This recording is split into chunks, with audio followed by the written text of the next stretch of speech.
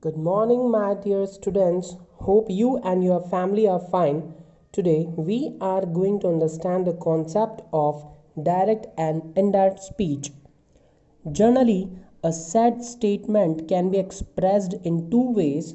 First, direct speech by speaking or writing the actual words of the speaker. This is called direct speech.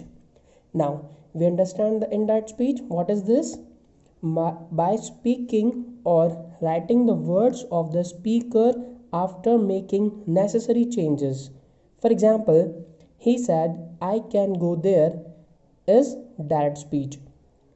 He said that he could go there is indirect speech. Means what we change can becomes could. In other words, if you ask a boy, where is your father? The answer is, my father is at home.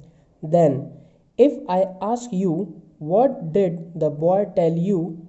Then you can say it two ways.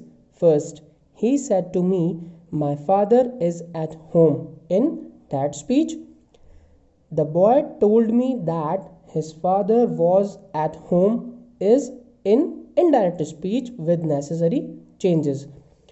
Now, students, we read some components of that speech. It can be divided into two portions. First, reporting part. This is outside the inverted commas. It contains main verb. It is also called reporting verb.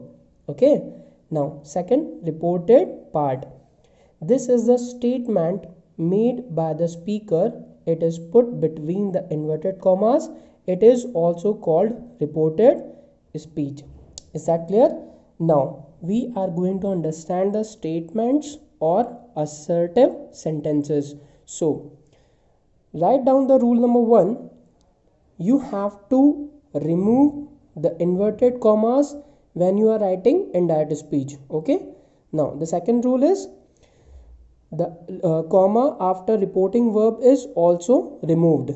Third rule is there is no change in the tense form of reporting verb if the reporting verb is linked with some objects.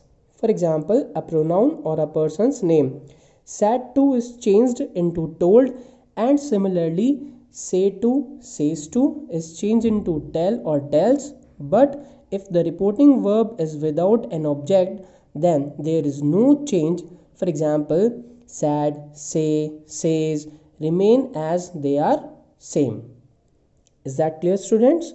Now, we are going to read some exceptional cases regarding narrations.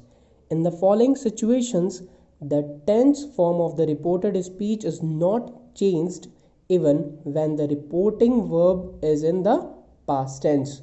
For example, universal truth, habitual actions, and historical facts are never be changed.